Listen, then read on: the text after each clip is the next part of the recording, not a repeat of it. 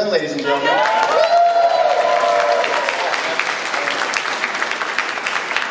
Would you like my room key? I want your room key.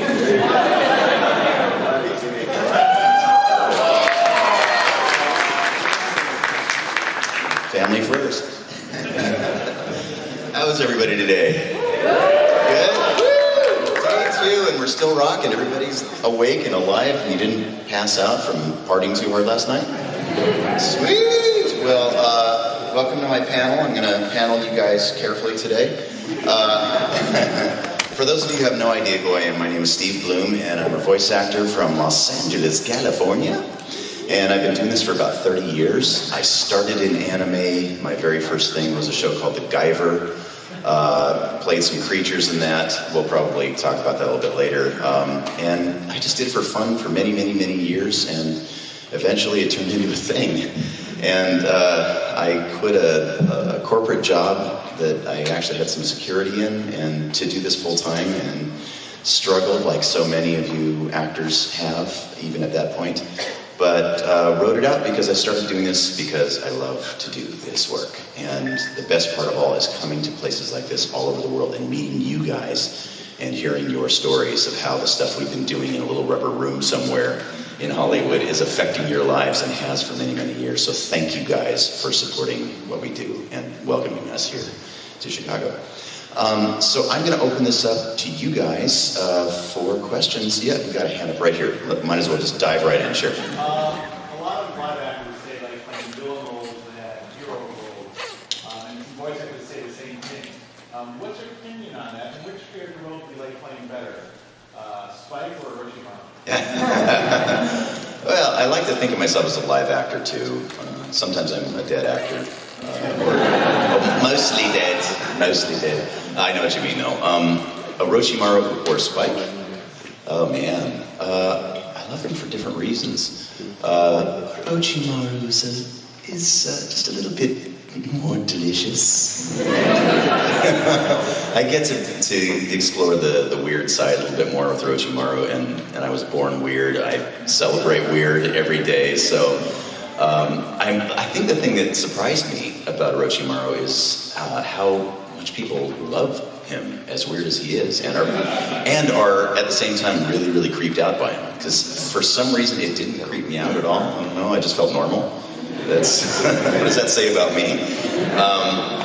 And Spike, in the very beginning especially, I remember recording that. I was just in utter terror for the first 5 or 6 episodes because it was my first leading role. I was scared to take on something like that. We didn't know that it was going to become as big as it did. But Mary Elizabeth McGlynn was directing back then, and she was so gentle with me and really guided me through that process. So it made it a lot more comfortable for me. But I actually learned in the process of recording Spike how to get vulnerable, which was a surprising thing for a heroic sort of character, particularly in the movie, in the Cowboy Bebop movie. I don't know if you guys remember when Spike and Elektra were in the cells opposite each other. And I actually had to go to a place of pain and uncomfortability that I wasn't willing to face in my real life. And it actually opened that up for me and made it okay for me to be vulnerable. I was taught to press things down in my family. Personally, that's just the way we grew up. So for me to become vulnerable as a man was a tough thing to negotiate. But that show actually helped me to do that. So I don't see it in terms of what's better, heroes or villains. I see the value in both sides because all of us have both of that in us. I'm a bad guy sometimes. You wouldn't like me when I'm angry. Okay, I see a hand all the way in the back there. Yes? Yeah, your performance as Spike Spiegel was, in fact, commendable. Doesn't really do it justice. You did such a good job as Spike that I've actually made it a vow when I'm on my deathbed, in my final moment, when I'm old and gray, for my very last words to be, bang. Wow, that's amazing. You know what, maybe I'll do that too.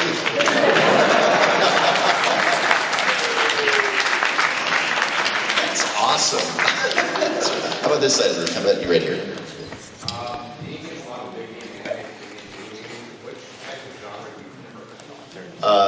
Big name animes or big name video games, which genre do I prefer? I'm repeating this just in case you guys can't hear all the way in the back.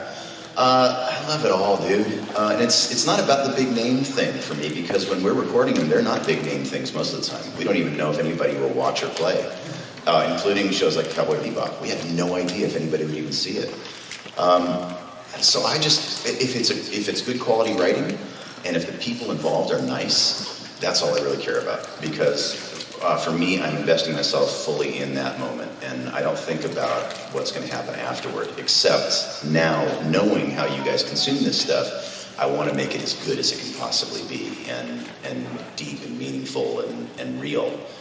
So as long as I can make it authentic, I don't really care what the genre is. I think overall, the genre that I like the best, I love anime because it is my home, that's where I started. Video games sometimes are more of a grind because we have to do sometimes 1,000 lines in a 4-hour session, and it's really just grinding through.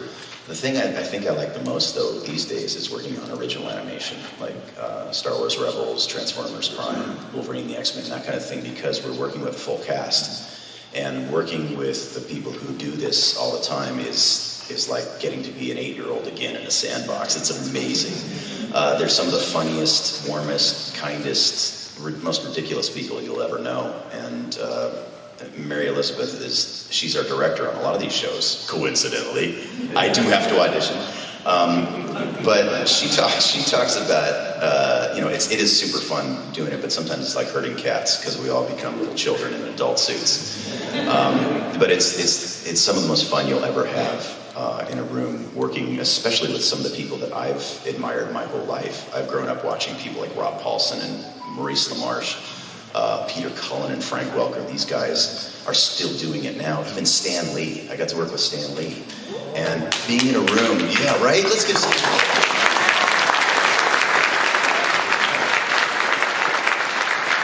Getting to work in a room with somebody like that, in anime and video games usually we're working by ourselves, but getting to work in a room with somebody like Stan Lee is like a constant fanboy squee for 4 hours. It's amazing. It's really fulfilling, like a childhood fantasy to get to do that. Okay, how about you, Red Hat here? Yes, I wanted to ask, when you were doing Starscream for Transformers Prime, how was that? Was it difficult for you to kind of like pick up where guys like Chris Loud and Tom Kenny left off? Yes, it was quite difficult actually. However, because of the costume change, the heels weren't quite as difficult to fill as you might think. It was actually wonderful. I was a fan of the old G1 stuff, and nobody can beat Chris Latta. But I listened to his performances back in the day. I listened to Tom Kenny's. I listened to Charlie Adler's. Charlie was doing movies at the time, the big Transformers movies at the time, as Starscream. And so at that moment, he was my Starscream.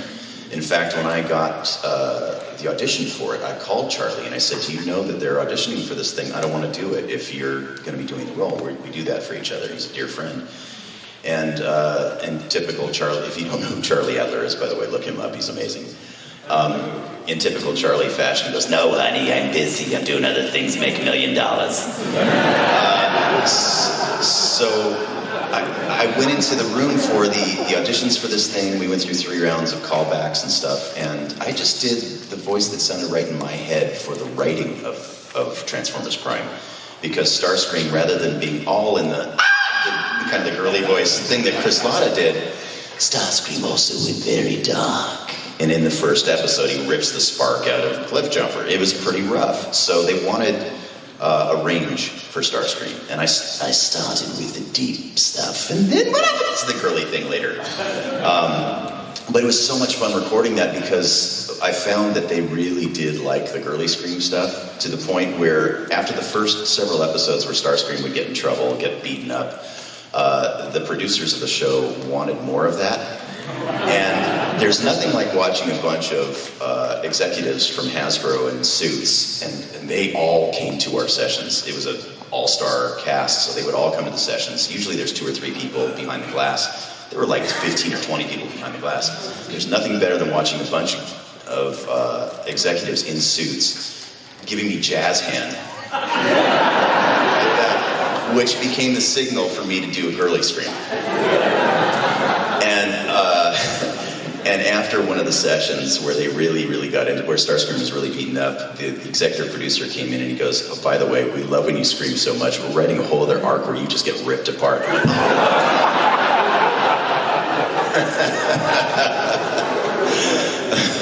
But those sessions were so much fun. You know, like I mentioned Peter and Frank. Peter Cullen, who played Optimus Prime, Frank Welker, who played Megatron. Watching legendary performers like that in a room makes us all turn into little kids. Frank Welker, I've been a gigantic fan of since he used to do all of the creatures for all of the Disney movies. He did Flit from Pocahontas, and he was Cave of Wonders and Aladdin.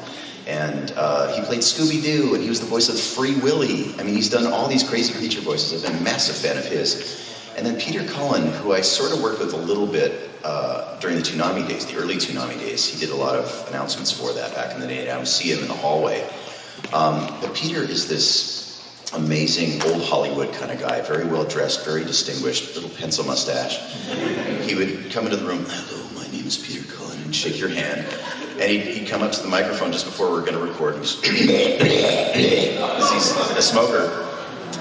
And then he'd go, "All right, are you ready?" And everybody would say, "Yeah, we're ready." And all of a sudden he'd go, "Transform and roll out." And it was like the room would flex. We'd feel the vibration through our bones, and everybody in the room would just kind of go, "Oh my God, it's Optimus Prime." And there is nothing better than that. In this industry, it's so much fun to hear your heroes do that kind of stuff, especially if they're really nice people. So, anyway, I know that's a long-winded answer, but I had to give all that. How about Ray? I became a fan when you did Ikichi no Izuka. Oh, nice. I always wanted to know personally, like, whether you had more fun doing him or Leroy Whitman. Because you have such like a vast array. You can do like anything, but that's like 180. The question for you guys in the back was, did I like performing for Ikichi Onizuka, for my great teacher Onizuka, or Leron from Gurren Lagann? Wow, two completely different animals. I probably had more fun with Leron just because it was an opportunity for me to make my friends squirm. My friend Tony Oliver, who directed that, he's a classically trained actor and wonderful director and wonderful singer. And he loves actors, and he loves getting their performances, and he's very serious about his craft. And I would just say really off-putting things to him as Leron. And say, "Tony, are you comfortable in your chair? How about if I come over and sit on your lap?" And I do stuff like that through the entire session. I just watch him go, So that was super fun to do. Onizuka, the subject matter was ridiculous and really fun and funny to do, but it was a lot more of a technical challenge for me to do because we didn't have a proper script. I spoke about this a little bit yesterday, but generally when we record anime, we've got what they call an ADR script, which stands for automatic dialogue replacement. Nothing automatic about it, but basically when we're putting English words into the Japanese mouths, we've got to rewrite the script from the original translation, otherwise nothing will fit. So I'm an ADR writer. I used to write for Digimon and a bunch of other shows.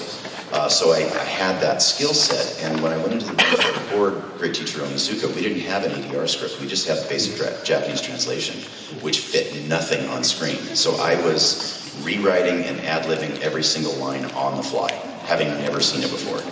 So it was a crazy challenge to do, and I haven't seen the show, so I'm really curious to see how it came out. I've heard it's really good, and it looked super funny when we were recording it, so I know that it came out pretty well, but it was kind of surprising to me that it would have come out as good as it did because it was so on the fly. We had no time to do anything, and we were cranking through it really fast. So thank you for watching it.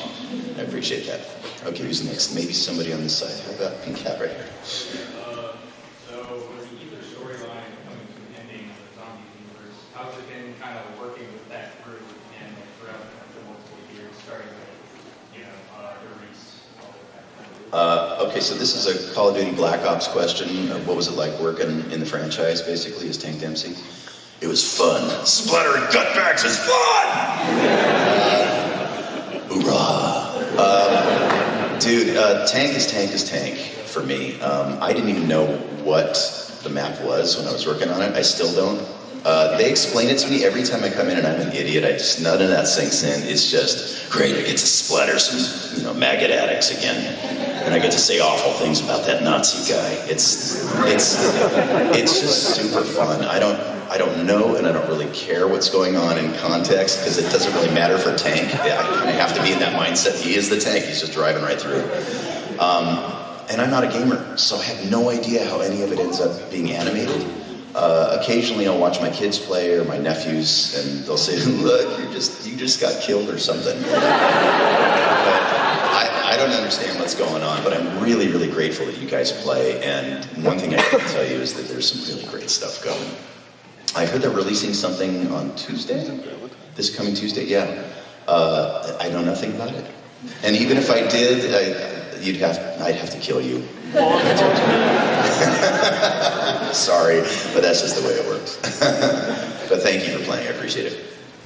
You had a question right there with glasses, yes? I want to know, what was your experience like working with Dave Filoni on Star Wars Rebels? Dave Filoni from Star Wars Rebels. Hey, you guys know Dave Filoni? Yeah? Yes. Let's give it up for Dave. Dave Filoni is one of the dearest people in my life. I love him so much. He was mentored directly by George Lucas during Clone Wars. He and George developed Clone Wars together to kind of fill in these blanks in the franchise. And Dave has kind of been given the keys to the castle now, and he is the most qualified person I could ever think of to do that. We put so much love and thought into Star Wars Rebels. Well, Dave did. We just walked into the room and did the words. But every element of that was so carefully crafted, and so much with you guys in mind, with the fans of the Star Wars franchise in mind. Dave's a fan, first and foremost. He is one of the biggest nerds I've ever met. So our sessions working on Star Wars was amazing because we'd be booked for 4 hours, and sometimes 2 of those hours would be nerd battles. Literally, the guys behind the glass are just as passionate about it as every other Star Wars fan out there. We'd sometimes be arguing over how to pronounce a new fruit that we're introducing into canon. Literally, there was this new fruit called the Melurun that in Star Wars Rebels we introduced into the canon of Star Wars. Everything in that show is canon now. And we went back and forth about how to pronounce that, to the point where they brought in one of these dry erase boards and had the phonetic pronunciation in front of us. That kind of detail I have never seen before in a show. It's amazing, and Dave is just, he's there for us. And not only does he think about the Star Wars franchise, he thinks about it in terms of society and the impact the show has on society. He wants good messages in there. He wants to talk about balance. He's not afraid to talk about the light and dark side, and he equates that to real life.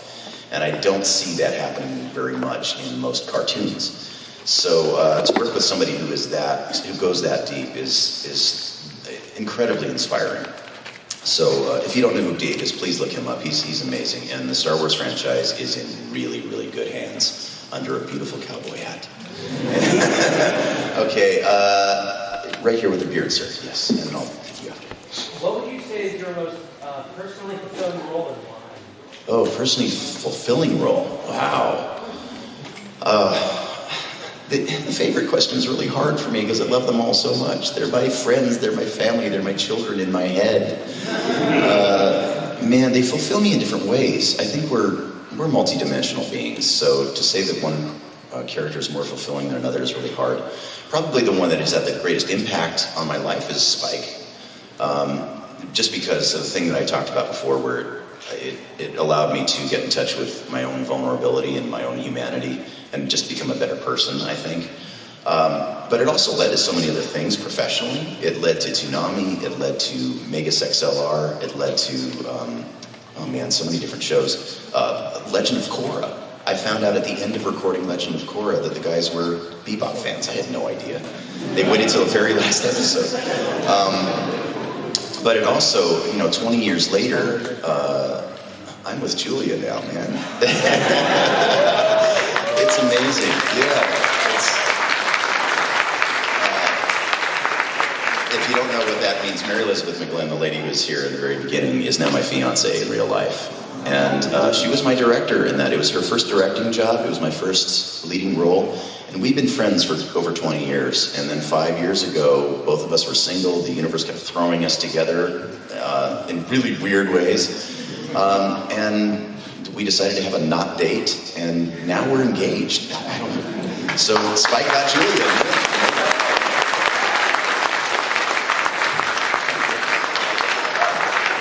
Get a little verklempt talking about it, sorry. Yeah. Okay, you got a question right behind you. Yeah, how was it working with Logic? How are you approaching that? Logic. Are there any Logic fans here? Yeah, sweet, nice. Again, I'm going to say, if you don't know who Logic is, look him up. He is a hip-hop artist, unparalleled hip-hop artist. He's one of the greatest, I think, out there now. He's 29 years old. I met him when he was 25. He was just about to release his first big album, Under Pressure, and he contacted me, and he happened to be living right down the street from me. I didn't know. And we met for a cheesesteak sandwich, and after my agent was prodding me, she goes, there's this 25-year-old rap star who's interested in talking to you. And I went, why? Do I look? No, anyway. So I met him. She goes, just meet him. He's a really nice guy. He seems like he's got good energy. Just talk to him, have lunch with him or something. I went, all right, fine. And so we sat down over a cheesesteak sandwich, and Logic, who I call Bobby, his name is Bobby. He goes by Bobby. We meet, and he shakes my hand, and we sit down, and he goes, okay, first of all, he goes, I'm a hip-hop dude. He goes, but I talk about peace, love, and positivity. It's not a weird thing. Don't be weirded out by that. And I went, okay, I'm interested. What? He goes, yeah, and I start every concert talking about peace, love, and positivity. I said, okay, so why me? What are you thinking? And so he gives me this whole pitch about The Incredible True Story, which was the first album that I worked on with him. And he wrote this anime-based character, this guy named Quentin Thomas, who's a captain of a spaceship. He had this whole idea to create this sci-fi story that would interweave through his next hip-hop album. And I thought, I haven't heard of anything like this out there before. Okay, you have my interest. What do you want? The answer is yes already, but what do you want? And so we ended up going to his house. He had just gotten a big house in LA. He just had his first big deal with Def Jam Records signed. So he had some money. He got this empty, gigantic house. His best friend, Lenny, if you guys are Logic fans, you know who Lenny is. He's amazing. He's a hip-hop artist and wonderful in his own right. He's sitting in the middle of this empty, gigantic living room on, I think it was a folding chair with his computer on his lap playing games or something. And I'm looking around at this place, I'm thinking, who is this? Why am I here? And we go into Bobby's office, and I'm stumbling over game controllers. He's 25 at the time. He's got Akira projected up on the wall. He's got a bunch of action figures and a copy of Cowboy Bebop sitting up on his table, and went, okay, this guy's a fan. This is getting weird. And we sit down, and he gives me the full pitch of what he's thinking for this album. And I said, dude, I don't know why you want me to do this, but yeah, the answer is yes. I just fell in love with him, and I didn't care what he wanted, but the answer was yes. And we've become family. He is family to me now. And so check out The Incredible True Story. Check out Under Pressure first. That's his big album. Then Incredible True Story. Then there's another album called Everybody. He's done a ton of stuff. Then once you do that, I would suggest going back and listening to his mixtapes if you haven't, because they're awesome. He's been doing this since he was a little kid. And he grew up in Maryland, in Gaithersburg, and came up in a very, very violent, difficult situation. And he's created one of the most positive things out there. If you saw the Grammy Awards, I think it was not this one, but the one before, the 1-800 song, the suicide prevention hotline song, that's Logic.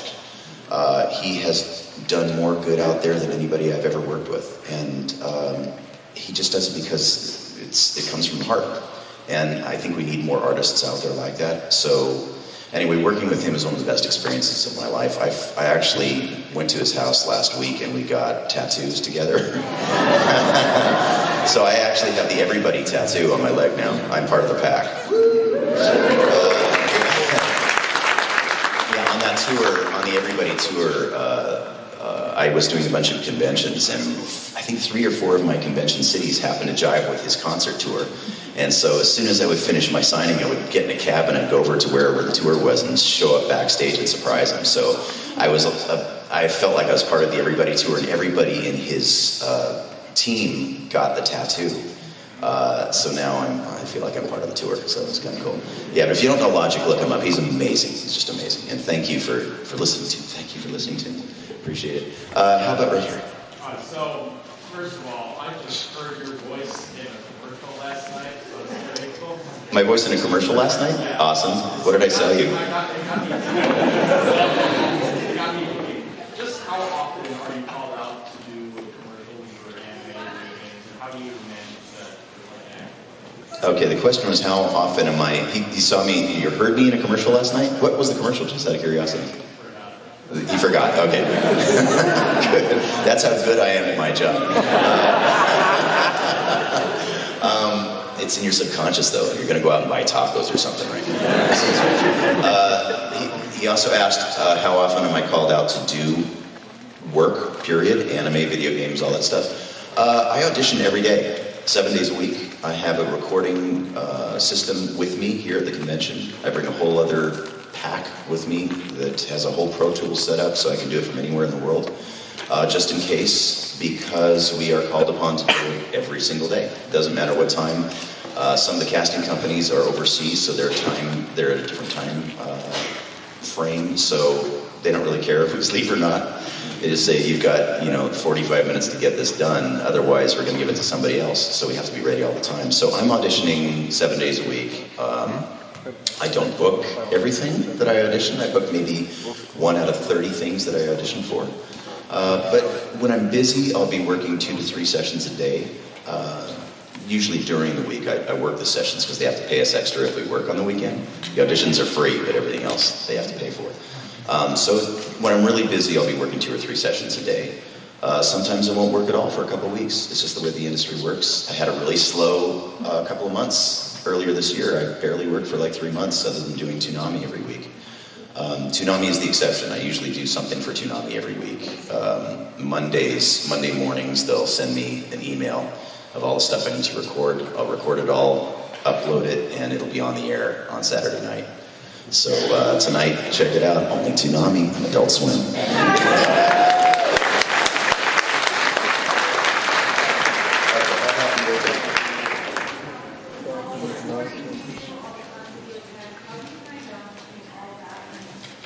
Oh, all the recordings that I do, all the times that I attend, how do I find balance between that and my personal life? Sorry if I'm repeating everything, I just want to make sure you guys hear that.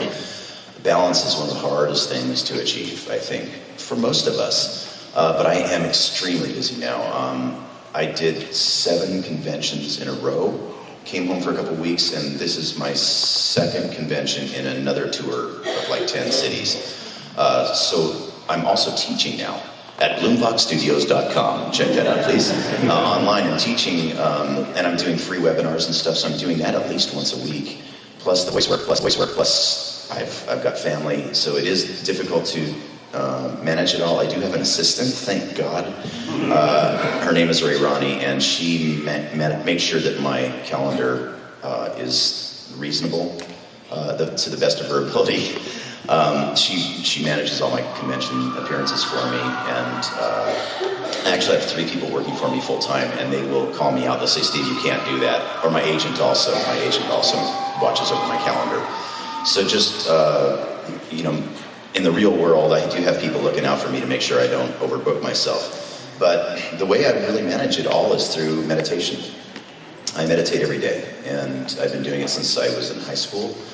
And if you've never tried meditation before, it's a really great way to help calm the body down, ease anxiety, recenter, and put things in perspective too. Because sometimes, like everybody, I get freaked out. I just have too much on my plate. I make myself lists every day also. Just before I left for this con, I had 14 things on my to-do list the night before, and just ticked them off as I did them. And I just have to do things incrementally, take one little bite out of it at a time. I think that's really the only way to keep yourself from becoming overwhelmed. But the meditation really helps. I do a lot of breathing exercises. In one of my classes, I actually did a guided meditation because everybody was stressed out one night.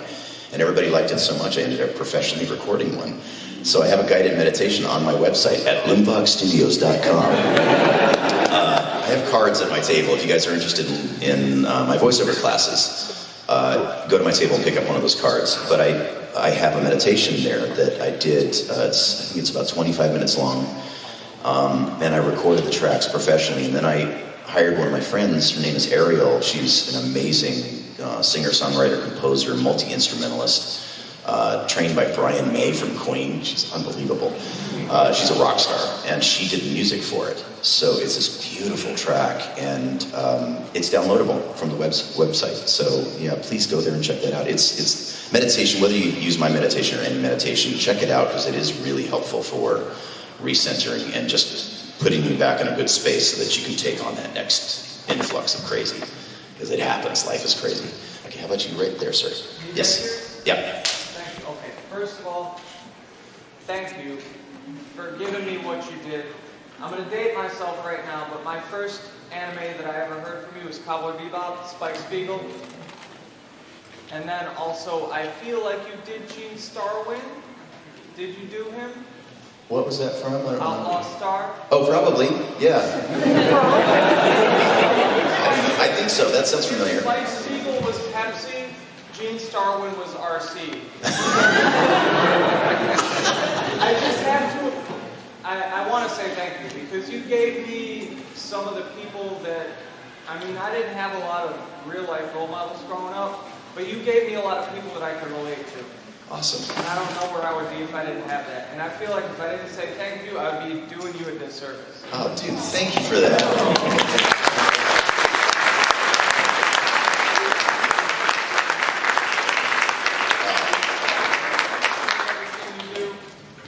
And the more you talk, the more I have more questions. But I'm going to go with... I get that a lot.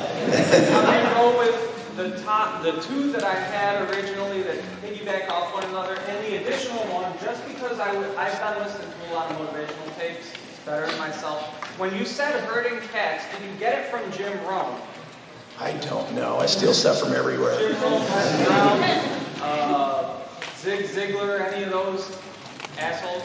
I don't know. I'm a sponge. I absorb stuff and just spit it back out. I don't know. Fair enough. I can't remember half the stuff I hear. But, you know, to be fair, I remember you and I remember your voice, even from Rescue Bots. The red guy? Yeah, Rescue Bots roll to the rescue. I love that show. Show for children. I wish I had it when I was a kid. Now, the big question I have is, how did you put yourself in the mindset of Spike Spiegel? I mean, I'm assuming that it came from the heart. Given everything that you've said, I can't believe that your performance didn't come from something within you. And then also, why voice acting? Because to be fair, you're an intelligent guy. You're clearly capable. Shut up. You're very capable. And a lot of dumbasses think that typical on-screen acting is better than voice acting and takes more skill. But to be fair, you could have done all of that. Clearly you have a passion for what you do. Why did you choose what you do? And when did you decide that that was what you wanted? That's a great question. I worked in the film business for a long time. I was, when I first started voice acting, I actually started in the mailroom at a film company. It was called Empire Entertainment, and it eventually became Full Moon Entertainment. We did Reanimator, Ghoulies, a lot of those kinds of movies. Rubber monster movies, basically. But I became an executive at that company. I was at that company for almost 15 years, and I took a little stab at on camera just to get my union card. But I saw the pain that so many on-camera people went through. A lot of my friends in the building, everybody in the building was an actor. I was the only one who was not an actor. I didn't care. But in Hollywood, everybody wants to be an actor. And I just saw how desperate it was. It was awful, and people treated each other badly. We had a really nice casting department where we were, but most casting people were just terrible. They just wanted to tear you down for their own sake of sense of power. And I hated that. So in voice acting, I found that the community was really friendly. We were really nice to each other. Like I mentioned Charlie Adler earlier today, we support each other. You know, if we're up for the same roles, if we think one of us is going to be better for it, we'll call. And I'll say, you know what, I'm reading for this thing, but I think you could really nail this one. We just want what's best for the production. You don't see that in any other area of entertainment. In on-camera, yes, I could have done on-camera. I still play with it a little bit. I've done a bunch of Logic's videos, and unintentionally so, and that was fun because there was no pressure. But I didn't really care about the fame, and I didn't really care about the fortune. I never intended to become famous. I never intended to become rich, which still happened, but I'm trying. In on-camera, I could be making, 100 times the amount of money that I'm making now. But I never got into it for that. I got into it because I love to create. And that's the first thing I talk about with my students is that if you're going to do anything in entertainment, do it because you love it. Don't do it to get rich. Don't do it to become famous. Because even if you do achieve those things and you don't love doing what you do every day, you're going to hate going to work every day, and it's going to eat your soul. And I've worked so many jobs that I hated. And it was a means to an end. It was okay at the time. But do what you love. That's why I got into this. And, there's that saying, you'll never work a day in your life if you do what you love. That's not true, because I work harder now than I ever have in my life. And it's okay, because I like working hard, but I'm passionate about what I do. And number one, because I love the people I'm working with. And number two, because I get to do this. I get to come and meet you guys and hear that the stuff that I'm doing. When I first started out thinking about a career, my dad was a doctor. And I thought, all right, I'll be a doctor. I hate this, but I'll be a doctor because I'm helping people. I wanted to help people. I had no idea that being a dumb voice actor in a rubber room would be helping people. And like you said, it meant something to you. The stuff that we did a long time ago even meant something to you. I hear that at every single convention around the world. And the stories that you guys tell me have changed me on a cellular level. I feel like I'm doing something of value. And that's why I do this work. So thank you for what you said, because that means everything to me. Okay, you said students. How can I be your student? At bloomboxstudios.com.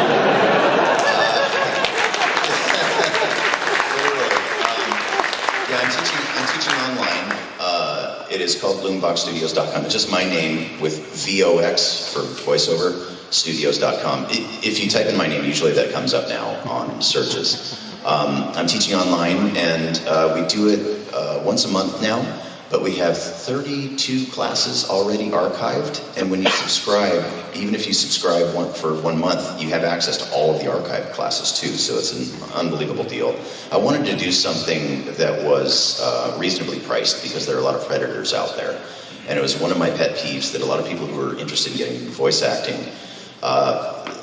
there are a lot of people who are very willing and happy to take their money and have never really worked in the industry. They might have acting training, might even have improv training, but voice acting is a whole different animal. And I come screaming in from sessions sometimes, winded, and I sit down on that chair and I'll just unload on the students for a moment. I'll say, this is what I went through today, and it's real world, real-time advice on how this industry actually functions. So I feel like I'm finally qualified to do that after 30 years of doing this.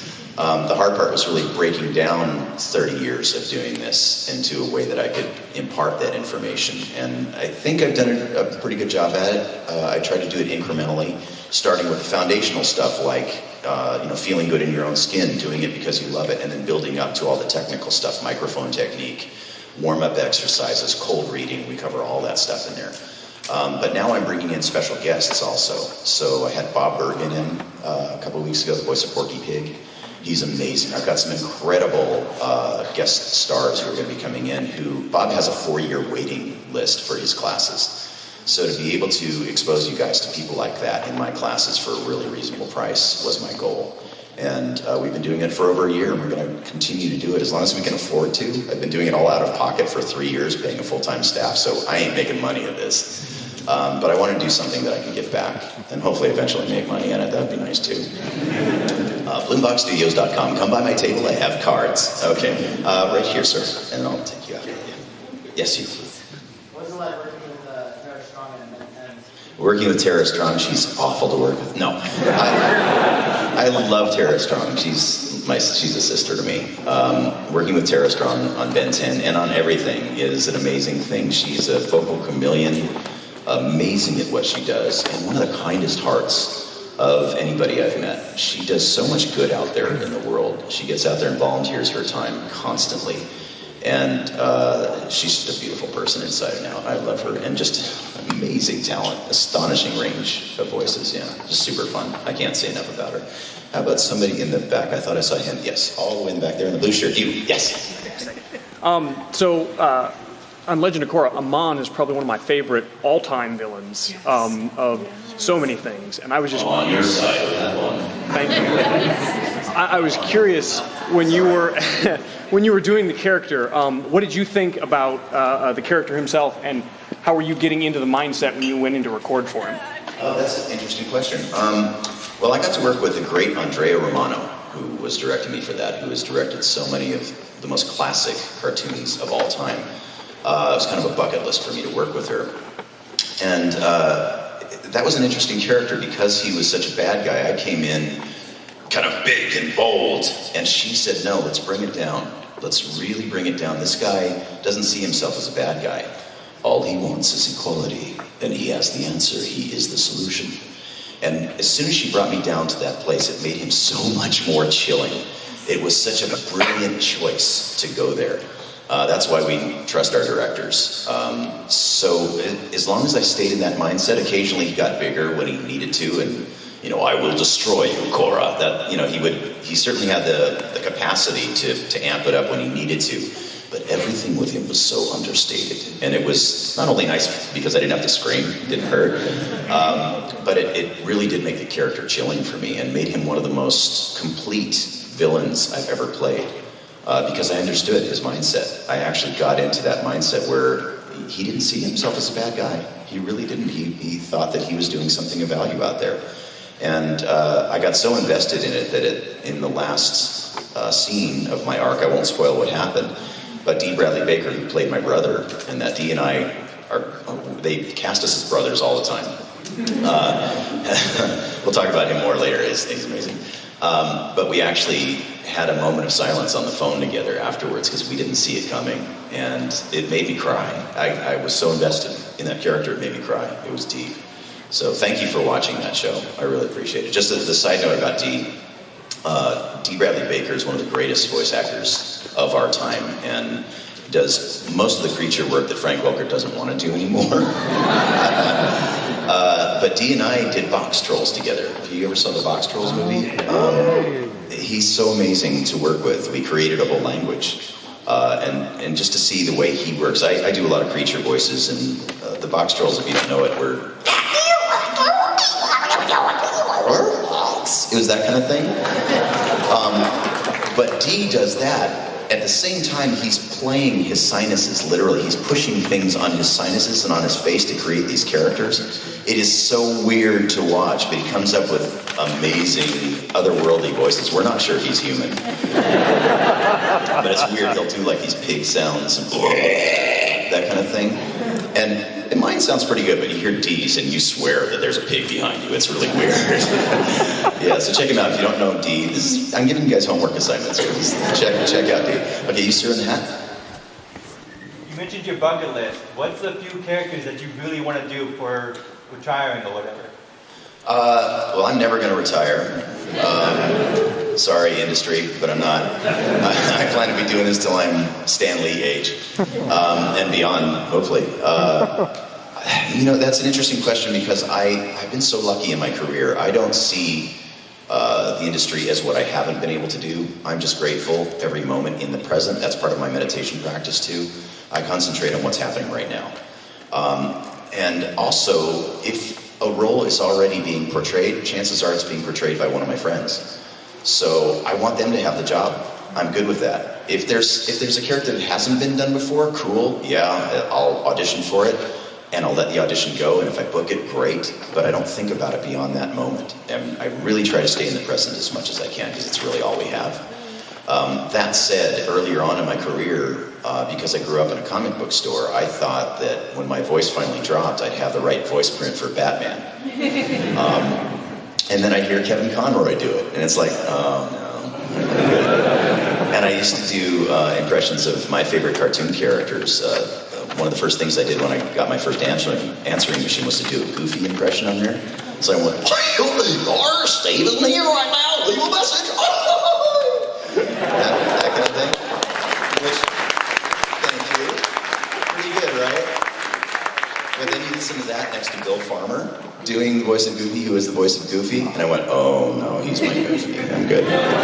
I'm all good. So, it's all relative, and you hear the guys who actually book the work, and they're meant to book the work. The guys and the ladies, of course, and everybody in between who are booking this work. It's just the way it's meant to be, and I have to let that go, and I'm good with letting that go. That's one of the things that I learned very early on in this industry. Jack Angel, who's an amazing voice actor, another person to look up if you don't know who he is.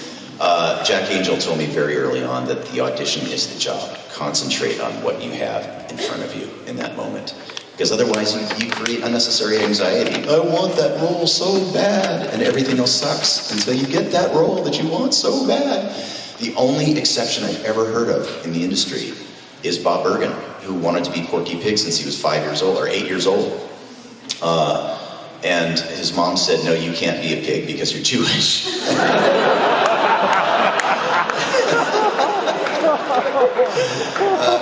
He said this in my class the other night. He said, no, we were more ish than Jew, so... But he wanted to be Porky Pig, and then he met Mel Blanc, and Mel advised him at the time that, no, concentrate on everything else that's possible in voice acting, and maybe someday when I croak, you'll get to be Porky Pig. And it worked out. He's been Porky Pig for 27 years. It's amazing. But keep that, if you have that passion to play somebody, if you're a voice actor or an on-camera actor and you want to play a particular character, cool. Start with that, play with that, work out that character as best you can in your head and in your heart. And then, put it in your pocket and do everything else. And who knows, maybe someday that character will come around again and you'll get to play that. So that's how it worked for me with Wolverine also. Never thought I could play Wolverine, but eventually that opportunity came up and I was ready at the time. So it was kind of cool. But you read yourself.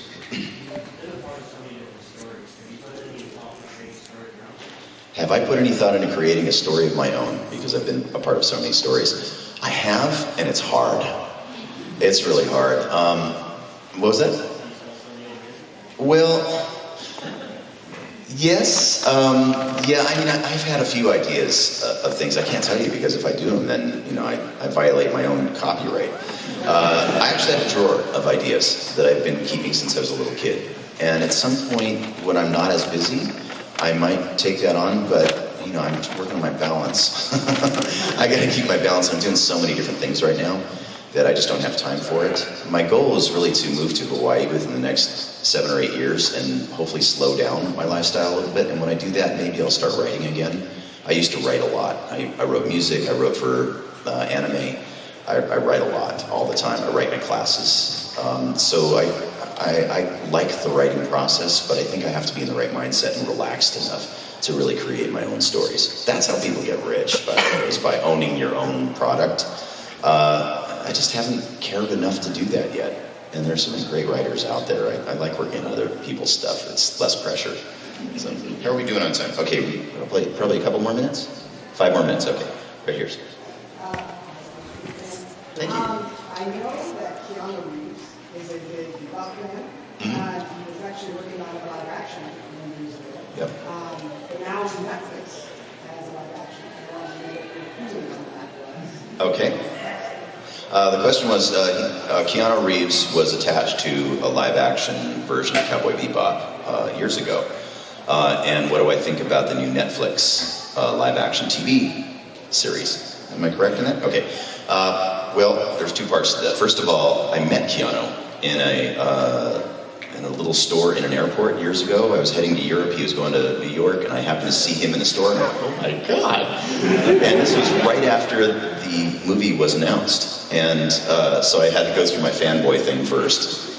And I came up to him, and he's really tall and really thin, and he actually looks the part for Spike. I was kind of surprised. I didn't know that he was that tall and gangly, and he's a really tall dude. So I came up to him once I got through all the fanboy stuff. I just had to say, Keanu, I have been a fan of yours for a really long time. I get asked the question about this all the time. I just wanted to know what your take is on Cowboy Bebop. And he goes, well, I've watched it a bunch of times. I love the show. And that's why I optioned it. He actually had the option for the script for this thing. And I said, so what's happening? Are you going to make this? Please make this. And let me do something in it. And he goes, well, first of all, he goes, I know your work. And I went, what? He goes, yeah, man, I've been listening to you a lot lately, watching the show. And I had to go through my little fanboy squeak. And he was really, really invested in it at the time. And he said, it's just a drag because it's going to be so expensive to produce, to create that world visually, that it's going to be like $500 million. And by the time we get this thing greenlit and funded, I'll probably be too old to do my own stunts. And it was really important to him to do his own stunts. He was very passionate about it. So I don't know if that'll ever happen. I hope it does at some point. But in terms of the Netflix thing, I'm excited, man. I really want to see what happens with it. John Cho, I think, is a really interesting choice for Spike. I hope they let me do something in it. I want a cameo. Please, Netflix, hire me to do a little cameo. I'll be one of the old men flying and lying. And you didn't do that, you idiot. I'll do anything. I'd love to do like a opening or closing narration for it, something. Even background voices. So please, Netflix, hire me. But I'm excited. Now, many years later, it's less expensive to create that environment. With CGI and everything. So I hope they do a really good job with it. And Watanabe-san, the creator of Cowboy Bebop, is involved. So I hope they give him a lot of control. And as long as it's under his watchful eye, I think it's going to be an amazing show. So yeah, all the power to him, man. You have it right here in red. So one of the most recent roles I know you from is as Joker or Taking Coffee. You seem like you are a very kind of laid-back, chill guy. You mentioned that you meditate. So how do you get into the headspace of somebody who's as intense? How do I get into the headspace of somebody as intense as, what's his last name? I don't even know. Orochi? Dopo Orochi from Baku. Baki. I don't see, you're asking the wrong person. I'm an idiot. Yeah, it's a really violent character. How do I get in the headspace? Because I'm kind of a laid-back guy of being so violent. We all have it inside us. This way I don't hurt people. I fight a lot on screen, man. And I think that I would probably be a lot more of an angry person if I didn't have that outlet. That's why I always encourage people to find a creative outlet, because life is tough. Sometimes we are angry inside, and living in LA, I deal with a lot of traffic, so I take that road rage and I just translate it right into my characters in the studio. I get to scream all that stuff out, and I come out of the studio feeling really good. It's awesome. I'm in my bliss. Sometimes I'm tired, sometimes it hurts, but protect your voices, actors out there. Please don't scream yourselves out. But use that energy. Use every bit of that energy that you have in you to get that stuff out, and you'll be a lot healthier. So, yeah, it's just a really natural thing for me to get that stuff out. I want to do one quick little plug if you weren't here yesterday, we have 7 people from the Naruto cast here at the convention. I don't know why we're not all together on stage. I wish we were. There's a bunch of us who are crashing Yuri Lowenthal's panel at 4:30 today. We're going to make it all about Naruto, so please come to that panel. But because we did that, we actually created, I made this. It's a special edition Naruto print. There's only 100 of them in existence. They are hand-numbered by me, very sloppily, so don't come at me for my penmanship. I'm a voice actor, not a writer. But we're selling this at my table and at Miley Flanagan's table, who plays Naruto. And once you buy this thing, it's a little bit expensive. It's $100 for this thing, but you get free signatures from all of the cast from this thing. So it'll be a one-of-a-kind collector's item, only 100 in existence, and they're going pretty quick. So if you are interested in this, come to our tables and check it out. I think that's pretty much all I have. That's probably all the time we have, yeah? Okay, so I have a panel at what time is it? Autographs at 1:30, and then we have the Naruto panel at 4:30, and we're going to be doing a second autograph signing with the Naruto cast, whoever's there, right after too. So enjoy your day, you guys. Be nice to each other. Look out for each other. I love you. Thank you so much for having me.